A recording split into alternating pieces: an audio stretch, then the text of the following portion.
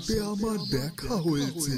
আমি আমার পরিকল্পনার কথা আলোকে জানিয়ে এসেছি, আর সেই পরিকল্পনা অনুযায়ী কাজ করতে গেলে তোমাকে আলোর প্রয়োজন হবে, আর তাই তুমি এক্ষুনি আলোর কাছে যাও। কিন্তু আপনি এখন আমাকে বলুন, আলো এখন বর্তমানে কোথায় আছে? আমি এক্ষুনি আলোর কাছে যাব। এই তো আমি সবকিছু জানতে পেরে গেছি। আমি আমার গণনার মাধ্যমে আমাদের মহারানী আর ওই দানবের সম্পর্কে যে সবকিছু জানতে পেরে গেছি। ওদিকে আলো চলতে থাকে, আর চলতে চলতে গিয়ে একটি জঙ্গলের মধ্যে একটি কুটিরের সামনে পৌঁছে যায়। এই তো মনে হচ্ছে আমি সঠিক জায়গাতে এসে পৌঁছেছি, আর মনে হচ্ছে দরবেশ বাবাকে আমাকে এই জায়গাটির কথাই বলেছিলেন। এটাই তো ঘন গভীর জঙ্গল, আর এই জঙ্গলের মধ্যে একটি ছোট কুটিরও দেখতে পাচ্ছি। আর এই কুটির দেখে মনে হচ্ছে এই কুটিরের মধ্যে কেউ থাকেও না। আর যদি এই কুটিরের মধ্যে কেউ না থাকে তাহলে আমি নিশ্চিত হয়ে যাব যে এটাই দরবেশ বাবার বলা সেই কুটিরের ঠিকানা। যাই হোক, আমি বরং একটু এগিয়ে গিয়ে দেখি কুটিরটাকে। এ কথা বলে আলো সেই কুটিরের সামনে গিয়ে হাজির হয়। কেউ কি আছেন? কেউ কি আমার কথা শুনতে পাচ্ছেন? যদি কেউ কুটিরে থেকে থাকেন তাহলে দয়া করে আমার সামনে আসুন। কেউ কি আছেন? কেউ তো এই কুটিরের ভেতর থেকে সাড়া দিচ্ছে না। তার মানে কি সত্যি এই কুটিরের মধ্যে কেউ নেই? হ্যাঁ হ্যাঁ, আমি এক কাজ করি, আমি বরং এই কুটিরটার ভেতরে গিয়ে দেখি। এ কথা বলে আলো কুটিরটির ভেতরে যায়, আর সেখানে গিয়ে সে দেখতে পায় যে সেখানে কোনো লোকজন কেউই নেই। এই তো, এখানে তো সত্যি কেউ নেই। তার মানে এখন আমি নিশ্চিত হতে পেরেছি, আর আমার কোনো সন্দেহ নেই যে দরবেশ বাবার বলা এই কুটিরটাই সেই কুটির। এখন আমাকে এখানে কিছুটা সময় অবস্থান করতে হবে। দরবেশ বাবা তো বলেছে ভালো বাবা খুব শীঘ্রই আমার সাথে দেখা করতে এখানে আসবে, আর ভালো বাবার সাথে দেখা হওয়ার পরপরই তার সাহায্যে আমি আমার সব কাজ সম্পূর্ণ করে নেব। আর যত দ্রুত সম্ভব আমি আমার কাজ সম্পূর্ণ করতে পারলে আমি ওই অশুভ শক্তিদের সামনে গিয়ে হাজির হতে পারবো, আর আমার সূর্যকে মনুষ্যরূপে ফিরিয়েও আনতে পারবো, আর ওই জড়িবুটি উদ্ধার করে নিয়ে যেতে পারবো। ওদিকে সূর্যের মা সুস্থ হয়ে ওঠে। এই তো, আপনি এখন পরিপূর্ণ সুস্থ হয়ে গেছেন। যাক, ভালোই হয়েছে। আপনাকে নিয়ে যে বড্ড দুশ্চিন্তায় ছিলাম। তবে তবে ভিক্ষুক বাবা এসে আপনাকে যদি ওই ওষুধটা না দিয়ে যেত তাহলে এত তাড়াতাড়ি আপনাকে সুস্থ করা যে সম্ভব ছিল না। আপনাকে এখন যে সুস্থ অবস্থায় দাঁড়িয়ে থাকতে দেখে আমার খুব আনন্দ হচ্ছে। হ্যাঁ, সত্যি বিধাতার ইচ্ছা, আর ওই ভিক্ষুক বাবার দেওয়া ওই ওষুধটাতে আমি এত তাড়াতাড়ি সুস্থ হয়ে গেছি। আমি তো কখনো ভাবতেও পারিনি যে আমি এতটা তাড়াতাড়ি সুস্থ হয়ে যাব। আর আমার স্বামী তো আমাকে নিয়ে বড্ড দুশ্চিন্তাও করছিলেন। কবিরাজরা তো আমাকে সুস্থ করার আশা ছেড়েও দিয়েছিলেন। হ্যাঁ হ্যাঁ, তবে এবার আপনার স্বামী আপনাকে ফিরে এসে এভাবে সুস্থ অবস্থায় দেখে সত্যি খুব খুশি হবে। সেটা তো হবেই, কিন্তু তিনি যে কবে ফিরবেন সেটা তো আমি কিছুই জানি না। বিধাতার কাছে বলছি যে উনি যেন তাড়াতাড়ি সবাইকে আমাদের কাছে ফিরিয়ে দেন, আর আমাদের আলোটাকেও আমাদের কাছে ফিরিয়ে দেন। তাহলে আমাদের আর কোনো কষ্ট থাকবে না। আর তাছাড়া আমার সূর্য বেঁচে আছে এই কথা শোনার পর থেকে যে আমার মনের মধ্যে অনেক শান্তি লাগছে। হ্যাঁ, আপনি ঠিকই বলেছেন। প্রথমত আমরা সূর্যকে ফিরে পাবো এই আশা করেছিলাম, তারপর আবার আমাদের সেই আশা ভেঙে গিয়েছিল, আর আমরা অনেক ভেঙে পড়েছিলাম। তবে এবার যখন দরবেশ বাবা নিজে ওনাকে পাঠিয়ে আমাদেরকে খবর পাঠিয়েছেন, তখন আমাদের আর আশাহত হওয়ার কোনো দরকার নেই। আজ হোক কাল হোক আমরা ঠিকই আমাদের সূর্যটাকে ফিরে পাবো। হ্যাঁ হ্যাঁ, আপনি ঠিকই বলেছেন।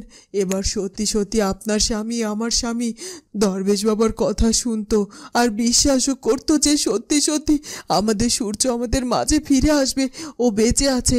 আর ওরাও যে এই সব কিছু জেনে অনেক খুশি হতো। যাই হোক, এখন আর কি করার, এখন যে আমাদের অপেক্ষা করা ছাড়া আর কিছুই করার নেই। আর তাই আমার মনে হয় বিধাতা এরপর থেকে যা করবেন ভালোর জন্যই করবেন। নাগরানী, নাগরানী, এত চিন্তা করবেন না নাগরানী। আপনি আলোকে নিয়ে এত চিন্তা যদি করেন তাহলে তো আপনি নিজে অসুস্থ হয়ে যাবেন। আর তাছাড়া সব থেকে বড় কথা হলো দরবেশ বাবা নিজে গিয়ে আলোর সাথে দেখা করেছে। কি বলছো কি? সত্যি সত্যি দরবেশ বাবা নিজে কি আলোর সাথে দেখা করেছেন? আর দরবেশ বাবা যদি আলোর সাথে দেখা করে তাহলে তো নিশ্চয়ই দরবেশ বাবা আলোকে আটকে দিয়েছে, আর ওই অশুভ শক্তিদের কাছে কিছুতেই যেতে দেবে না। হ্যাঁ না কেন, দরবেশ বাবা আলোকে আটকে দিয়েছে, তবে সেটা কিছু সময়ের জন্য। তারপর আলো ওই অশুভ শক্তিদের কাছে গিয়ে ওই জড়িবুটি উদ্ধার করে নিয়ে গিয়ে সূর্যের মনুষ্যরূপ ফিরিয়ে দেবে, আর তারপর আলো আবার নিজের সব শক্তি ফিরে পাবে। হ্যাঁ হ্যাঁ, সে সবই তো বুঝতে পারলাম, কিন্তু ওই অশুভ শক্তিদের কাছ থেকে ওই জড়িবুটি উদ্ধার করে আলো কি করে নিয়ে যাবে? কারণ তার আগ পর্যন্ত যে আলোর শক্তি ফিরে আসবে না, আর এতে করে তো ওই অশুভ শক্তির আমার আলোর উপর আক্রমণ করবে, আর ওদের সাথে যে আমার আলো কিছুতেই পেরে উঠবে না। নাগরানী, আপনি এত চিন্তা করবেন না, দরবেশ বাবা তো আছেন। দরবেশ বাবা নিশ্চয় কোনো না কোনো উপায় আলোকে ঠিক জানিয়ে দেবে, যেন আলো ওই জড়িবুটি উদ্ধার করতে পারে, আর ওই অশুভ শক্তিরা আলোর কোনো ক্ষতিও না করতে পারে। আর যেহেতু দরবেশ বাবা একবার আলোর সাথে দেখা করেছে, তাহলে আলোকে নিয়ে এত চিন্তা আপনি করবেন না। হ্যাঁ হ্যাঁ, তুমি ঠিকই বলেছো জাদুগুলো। দরবেশ বাবার উপর আমার পুরোপুরি আস্থা আছে, তিনি যে কোনো উপায়েই হোক না কেন আমার আলোকে ঠিক ওই অশুভ শক্তিদের হাত থেকে রক্ষা করবে। না না, এটা কিছুতেই হতে পারে না। সব কিছু এভাবে হাতের নাগালে এসে আবার এভাবে হাতের নাগালের বাইরে চলে যেতে পারে না।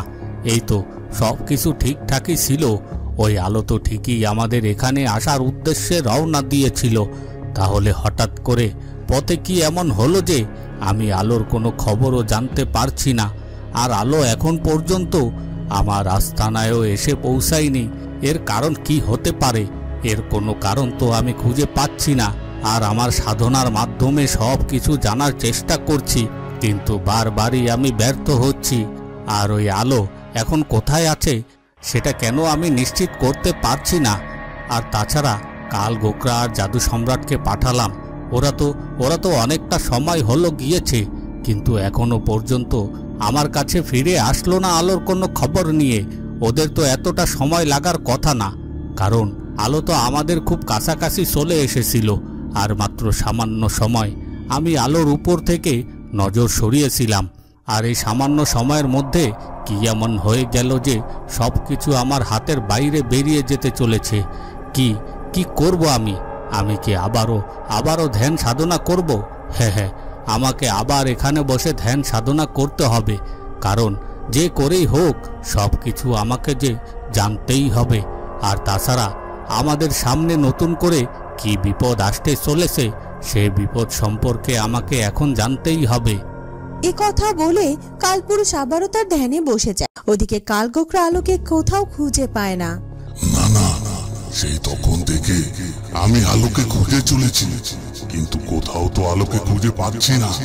কিন্তু এমনটা তো হওয়ার কথা ছিল না, আলো তো এই পথেই আমাদের আস্তানায় যাওয়ার কথা ছিল। তারপরও কেন আমি আলোকে খুঁজে পাচ্ছি না? ওদিকে জাদু সম্রাট নাকি আলোর খোঁজ করার জন্য বেরিয়েছে, জানি না এখন পর্যন্ত সেও আলোর কোনো খোঁজ পেল কিনা।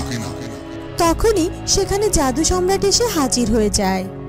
জাদু সম্রাট এখানে এসেছেন যে, তার মানে কি আপনি এখনো আলোকে খুঁজে পাননি? না, এখনো আমি আলোকে খুঁজে পাইনি। আমি তো এই পুরো রাজ্য তন্ন করে খুঁজেছি, এমনকি ওই আশকাপ রাজ্যের খুব কাছাকাছি পর্যন্ত গিয়েছি, তারপরও আলোর কোনো খবর পাইনি। আর শুধুমাত্র আলোকে জলের তলায় আর মাটির নিচে খুঁজতে বাকি রেখেছি, তারপরও আলোর কোনো খোঁজ পাইনি। কি বলছেন কি জাদু সম্রাট? আমরা যদি কেউ আলোর খবর না পেয়ে থাকি, তাহলে আলোকে কি করে আমাদের হাতের মুঠোয় আনবো? আর তাছাড়া আমরা তো সেই তখন থেকে আশা করে বসেছিলাম যে আলো আমাদের আস্তানায় আসছে, তাহলে হঠাৎ করে পথের মাঝে এমন কি হয়ে গেল যে আলো এখন পর্যন্ত আমাদের আস্তানায় প্রবেশ করলো না? এমনকি কালপুরুষ পর্যন্ত আলোর খোঁজ এখন পর্যন্ত জানতে পারেনি। তার মানে কি আলো ওই জড়িবুটি উদ্ধার করতে চায় না? আমার কি মনে হয় জানো তো, আমার মনে হয় ওই আলো নিশ্চয়ই কোনো আত্মগোপনে আছে, আর ও নিশ্চয়ই কোনো ফন্দি আটছে। কারণ ওকে তো ওই জড়িবুটি উদ্ধার করে নিয়ে যেতেই হবে, তাই না? না পারবে সূর্যকে মনুষ্য রূপে ফিরিয়ে আনতে, আর ও না পারবে নিজের শক্তি ফিরিয়ে আনতে। তাহলে আর এত চিন্তা কিসের জাদু সম্রাট? আমরা আর একটু অপেক্ষা করি। ওর তো এই জড়িবুটি উদ্ধার করার জন্য আমাদের আস্তানায় আসতেই হবে, আর আমরা সে পর্যন্ত একটু ধৈর্য ধরব। আর আলো যখন আমাদের এই আস্তানায় আসবে, তখন আলোকে এমনিতেই আমরা নিজেদের হাতের মুঠোয় পেয়ে যাব। এখন চলুন জাদু সম্রাট, আমরা আমাদের আস্তানায় ফিরে যাই। এ কথা বলে কালগুকরা জাদু সম্রাট অদৃশ্য হয়ে যায়। বন্ধুরা, কি হতে চলেছে এরপর সেটা জানবো আমরা কুচবরণ কন্যার পরবর্তী পর্বে। আর আমাদের আজকের ভিডিওটি ভালো লাগলে অবশ্যই আমাদের চ্যানেলটিকে সাবস্ক্রাইব করে দিও। দেখা হবে পরের ভিডিওতে। ধন্যবাদ।